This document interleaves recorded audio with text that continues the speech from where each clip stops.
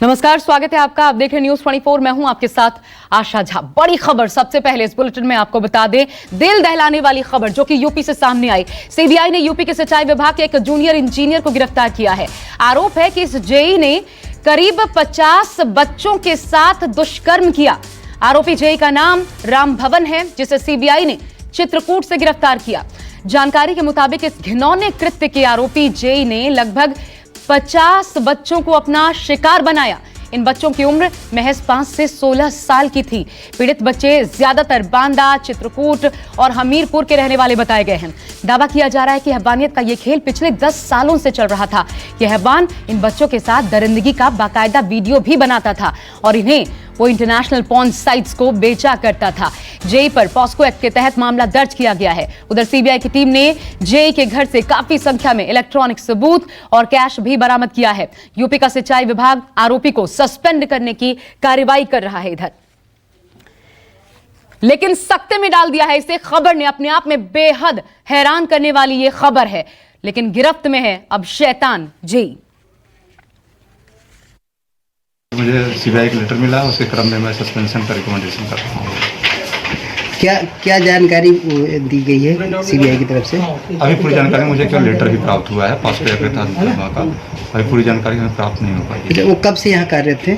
अभी ये तो हम लग रहा है कि पांडे जी के दिन 2009 से कार्यरत थे। गिरफ्तारी कब हुई है?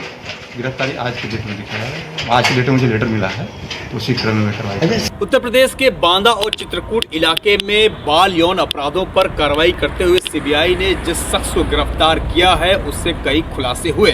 खुलासे इस बात के कि किस तरीके से ये पोर्नोग्राफिक रैकेट चलाया जा रहा था, किस तरीके से राष्ट्रीय और अंतर्राष्ट्रीय स्तर पर ऑनलाइन प्लेटफॉर्म पर इसको बेचा जा रहा था। कई खुलासे आरोपी द्वारा किए गए हैं और जानकारी मिली है कि सीबीआई इस आरोपी की गिरफ्तारी के बाद आगे और कई बड़ी और अहम गिरफ्तारियां इस मामले में कर सकती है। सोचिए, पिछले 10 सालों से ये घिनौना कृत्य खेल रहा था, चला रहा था ये आरोपी जेई। मेरे साथ अशोक तिवारी लखनऊ से मेरे सहयोगी जुड़ चुके हैं। अशोक, पिछले 10 सालों से इस घिनौने कृत्य को ये शख्स अंजाम दे रहा था, आखिर अब तक इसका खुलासा क्यों नहीं हुआ? पहली बात। दूसरी बात, ये जिसको बर्खास्त किया जाना चाहिए, आखिर अभी तक सिर्फ सस्पेंशन की कार्रवाई क्यों चल रही है?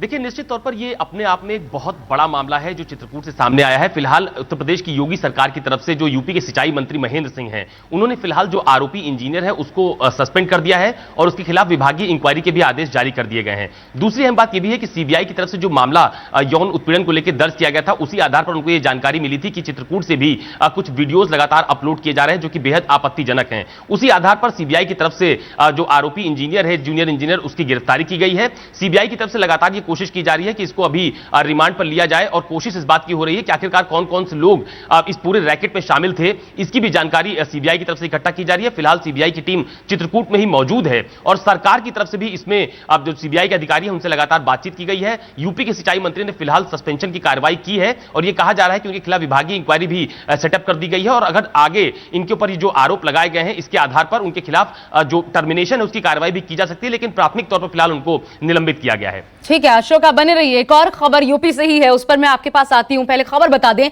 यूपी के बुलंदशहर में रेप पीड़िता ने दिल्ली के आरएमएल अस्पताल में दम तोड़ दिया है। पुलिस ने मामले में 3 आरोपियों को गिरफ्तार भी किया है। हालांकि 4 आरोपी अब भी फरार चल रहे हैं। पुलिस ने 7 लोगों के खिलाफ केस दर्ज किया है। आरोप है कि रेप के मामले में समझौता करने के लिए आरोपी युवक के परिजन पीड़ित परिवार पर लगातार दबाव बना रहे थे, मगर पीड़ित परिवार फैसले को तैयार नहीं था। इसके बाद आरोपियों ने पीड़िता पर केरोसिन डालकर उसे जिंदा जला दिया। 3 महीने पहले बंधक बनाकर रेप किया गया था। 7 लोग कुल मिलाकर के इसमें आरोपी। अशोक मेरे साथ लगातार बने हुए हैं। अशोक, ये कैसे होता रहा पुलिस की नाक के नीचे कि मैं आपके पास आती हूं, पहले सुनवाते हैं, क्या बयान सामने आया है? 15/8/20 को रेप की घटना हुई थी थाना जहांगीराबाद के सिद्धनगला गांव में, जहां अभियुक्त को तत्समय ही गिरफ्तार करके जेल भेजा जा चुका था। संदिग्ध परिस्थितियों में ये वो लड़की जो पीड़िता थी, वो सुबह 8 बजे के आसपास जलने से हॉस्पिटल में आई। बाद में इलाज के लिए दिल्ली भेजी गई, जहां उसकी मृत्यु हो गई। परिवारीजनों द्वारा इस संबंध में एक तहरीर दी गई, उसके आधार पर अभियोग थाना जहांगीराबाद में दर्ज कर लिया गया। फिलहाल इस प्रकरण में जो वादी के द्वारा तहरीर दी गई है, उस तहरीर में नामित अभियुक्तों में से 3 अभियुक्त की गिरफ्तारी कर ली गई है। उत्तर प्रदेश में महिलाओं बच्चियों पर अत्याचार बढ़ता ही चला जा रहा है, रुकने का नाम ही नहीं ले रहा है। बुलंदशहर में एक बच्ची के साथ अन्याय होता है, आरोपी जेल चला जाता है, लेकिन आरोपी के परिवार वाले उस बच्ची के ऊपर दबाव बनाते हैं समझौता करने का। जब बच्ची समझौता नहीं करती है तो उसको जला देते हैं, बाद में एम्स में उसकी मौत हो जाती है। इसके मतलब उत्तर प्रदेश में एफआईआर के बावजूद भी बच्ची सुरक्षित नहीं है। नारी सम्मान की बात करती थी भारतीय जनता पार्टी, बच्ची पढ़ाओ बच्ची बचाओ की बात करती थी, आज बच्चियां यहां जलाई जा रही हैं। यह हालत उत्तर प्रदेश के अंदर हो रही है। कानून का राज नहीं, जंगल राज चल रहा है, अपराधियों का राज चल रहा है। मैं सीधा रुख अशोक का करती हूं। अशोक, एक बात बताइए, सबसे पहले एफआईआर दर्ज कब करवाई गई थी? जब रेप हुआ था तभी?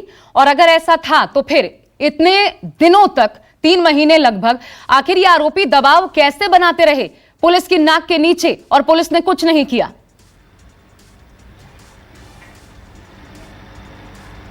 देखिए, दरअसल इस पूरी घटनाक्रम को समझने की जरूरत है। 14 अगस्त को ये पूरा घटनाक्रम घटित हुआ है, जब एक बच्ची के साथ रेप की वारदात घटित हुई है।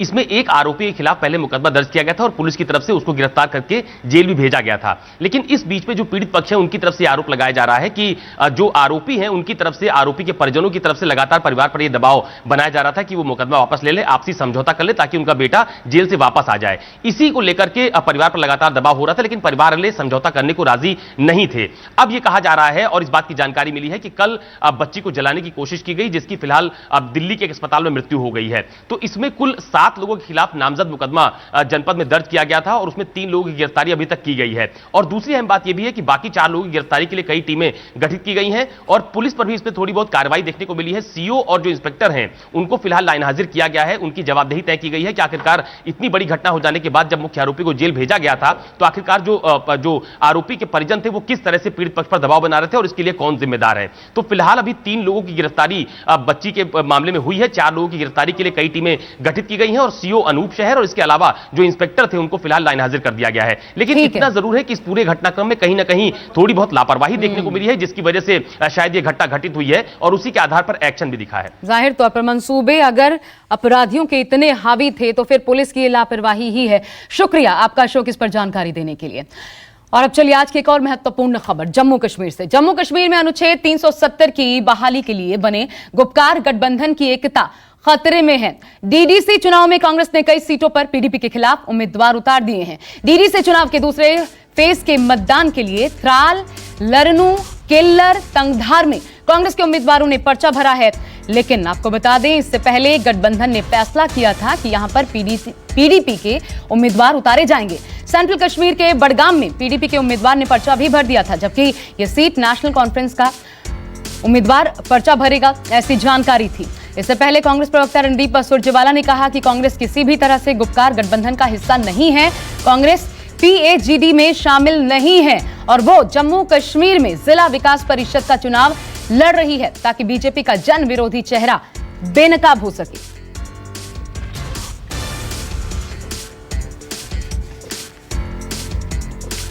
तो गुपकार से कोई रिश्ता नहीं, साफ साफ ये कहा गया है कांग्रेस की तरफ से, इसे ही पार्टी लाइन समझा जाना चाहिए। मेरे साथ 3 खास मेहमान इस वक्त जुड़ चुके हैं, परिचय करवा दूं। सबसे पहले रोहित चहल बीजेपी से हमारे साथ इस वक्त जुड़े हुए हैं, सुरेंद्र राजपूत जी कांग्रेस से हमारे साथ हैं और नजमो साकिब जी पीडीपी के प्रवक्ता हमारे साथ इस वक्त मौजूद हैं, जिनको आप स्क्रीन पर देख सकते हैं। आप तीनों का बहुत बहुत स्वागत है। सबसे पहले तो सुरेंद्र राजपूत जी, सवाल आप ही से, ये कैसा गठबंधन बनाया था जो शुरुआत में ही टूट गया? आशा जी, यही सबसे बड़ी समस्या है कि हमने कोई गठबंधन नहीं बनाया। हां, हम मिलने गए थे, हमारे लोकल लीडर्स फारूक अब्दुल्ला साहब से, महबूबा मुफ्ती साहिबा से, क्या नाम, सभी लोगों से मिलना और आपस में मिलना कोई बुरी बात नहीं है। और जिन लोगों से हम मिलने गए थे वो तो कभी पाकिस्तान गए नहीं, लेकिन जो लोग पाकिस्तान गए और महबूबा मुफ्ती साहिबा के साथ जिन लोगों ने सरकार बनाई वो आज की डेट में हमसे सवाल कर रहे हैं, ये एक बड़ा आश्चर्य का विषय है। हम आपसे एक बात कहना चाहते हैं बहुत स्पष्ट रूप से, क्या भारतीय जनता पार्टी वहां पर लोकल लेवल पे चुनाव नहीं होने देना चाहती, या भारतीय जनता पार्टी कांग्रेस को उसमें हिस्सा नहीं लेने देना चाहती? आखिर देश के संविधान के सम्मत अगर चुनाव हो रहे हैं और वहां पर जनता को हम चुनाव में लाने की कोशिश कर रहे हैं तो भारतीय जनता पार्टी को क्या इसका समर्थन नहीं करना चाहिए? लेकिन भारतीय जनता पार्टी तो 24 घंटे 12 मास 365 दिन सिर्फ कश्मीर के नाम पर रेस्ट ऑफ इंडिया में वोट बटोरने में लगी रहती है। तो अमित शाह साहब को जवाब हमें नहीं जवाब देना है, अमित शाह साहब को जवाब देना है कि पीडीपी के साथ आप सरकार आप बनाएं, बिरयानी आप खाएं, आईएसआई को आप बुलाएं और देशद्रोही हम और आप देशभक्त। ठीक है, आप कश्मीर के मामले पे खेलना बंद कीजिए, ये बहुत सेंसिटिव इशू है। सच्चाई ये है कि इस इशू को लेकर के आप जितना खेलेंगे उतना देश का नुकसान करेंगे, और सच ये है कि ये आज की डेट में भारतीय जनता पार्टी देश का भी नुकसान कर रही है और देश के सामाजिक ताने बाने का भी नुकसान। ठीक है रोहित, क्या कश्मीर के नाम पर दूसरी जगहों पर ताकि फायदा मिल सके, यही कोशिश?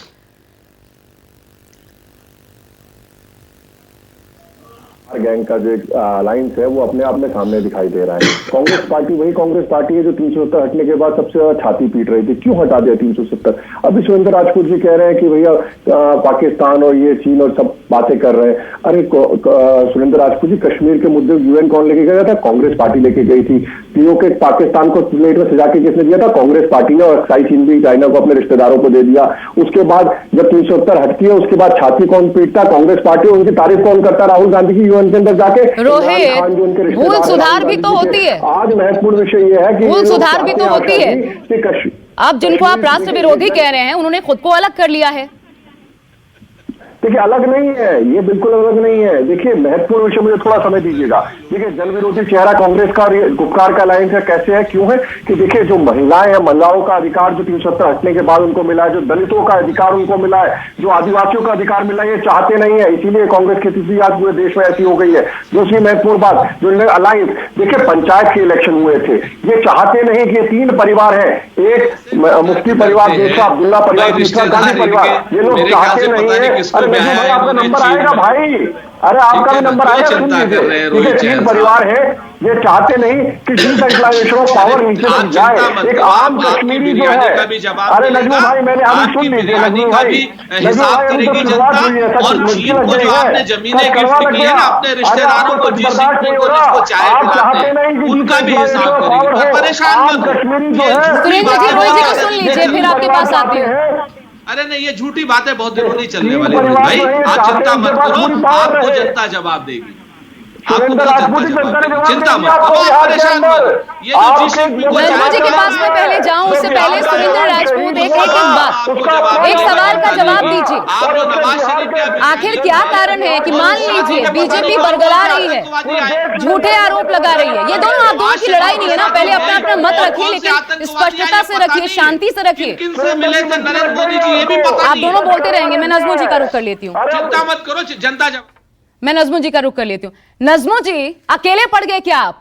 सिर्फ एनसीपी के साथ मिलकर अब आगे बढ़ेंगे क्या? क्योंकि आपकी पार्टी में अंतर विरोध देखने को मिल रहा है। पहले ही कुछ नेताओं ने साफ साफ महबूबा मुफ्ती के जो लाइन है उससे अपने आप को अलग कर लिया, पार्टी तक छोड़ दी, कांग्रेस भी अलग हो गई। क्या हाल है पीडीपी का जम्मू कश्मीर में?